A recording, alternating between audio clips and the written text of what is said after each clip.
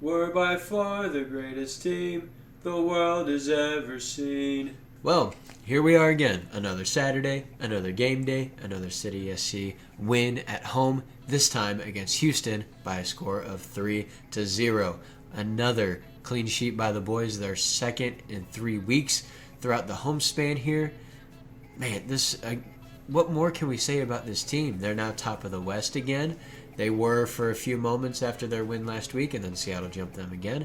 But now they're solo first place in the West again. Yes, LAFC has a couple games in hand on us, but we have games in hand on everyone else in the conference.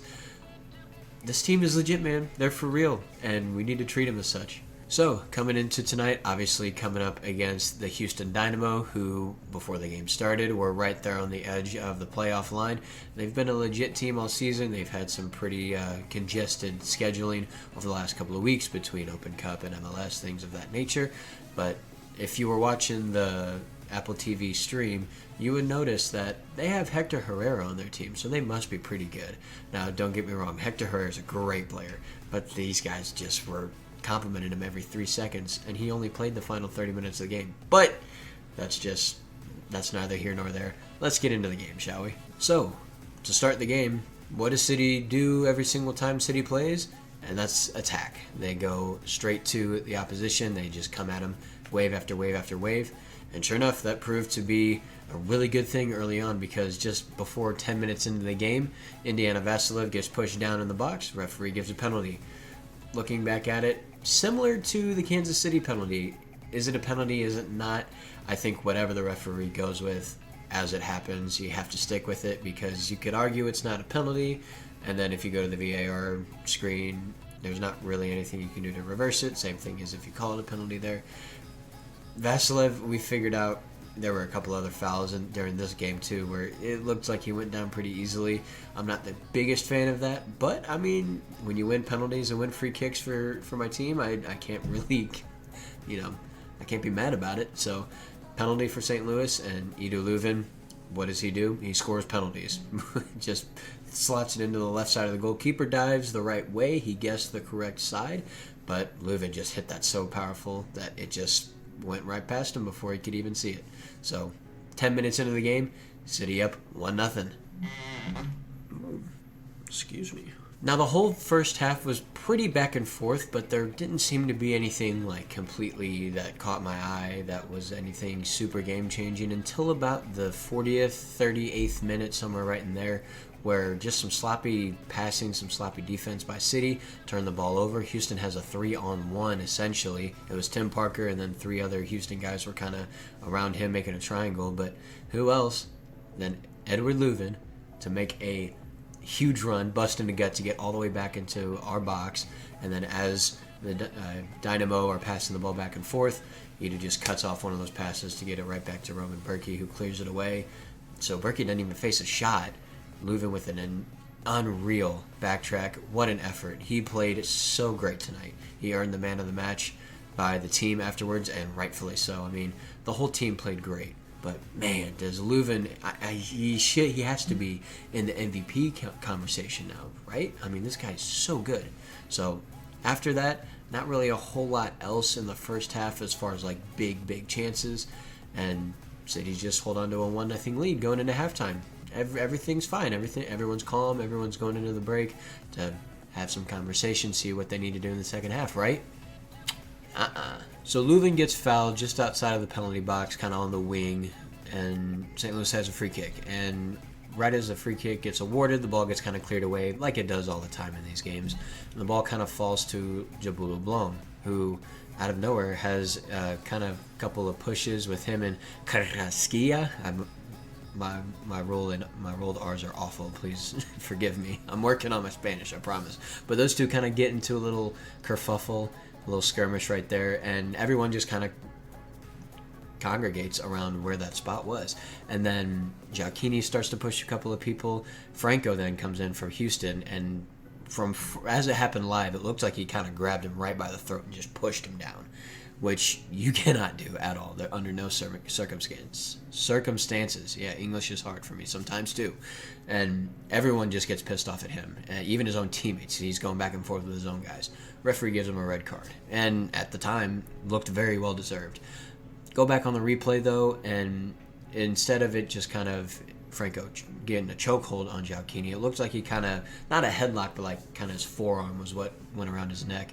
And you can see Giacchini kind of looks over to see who it is, realizes it's not his teammate, and then falls over. Now, Franco definitely pushes him. I don't think Giacchini fell 100% on his own accord, but there was a little bit of acting there. So referee goes and looks at the VAR screen, rescinds the red, gives Franco a yellow, which I don't agree, but I don't disagree. It's one of those where it's so on the line where whatever happened, I think, is acceptable.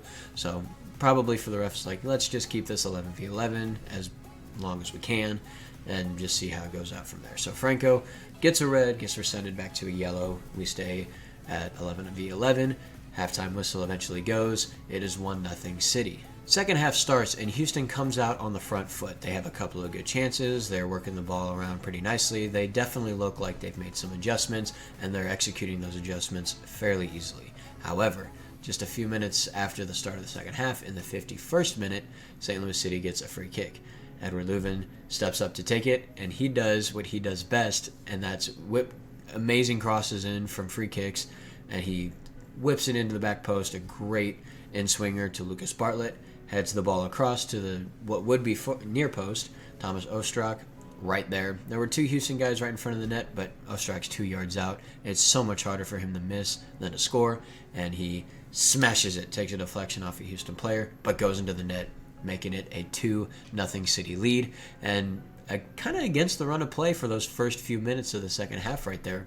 But I'd say overall, St. Louis deserves to be ahead, and they get a second goal just to further cement that. 2-0 City. Moving along about 10 minutes farther into the second half, in the 63rd minute, Roman Bürki makes an incredible point-blank save to keep the score at 2-0. Bürki really didn't have much to do in the first half. He did make a few saves, I believe, but nothing too insanely crazy for him to be scared to deal with. And here in the second half, he made a few incredible saves. But that's what Roman Bürki does. He's just a shot stopper. And after this save here in the 63rd minute, keeps the score 2-0. Fast forward about 20 minutes now, and St. Louis City is awarded a penalty. Ezekiel Jackson's going for a ball that's played through to him into the penalty box, and he gets shoved off the ball by Miguel Perez. Let me double check real quick.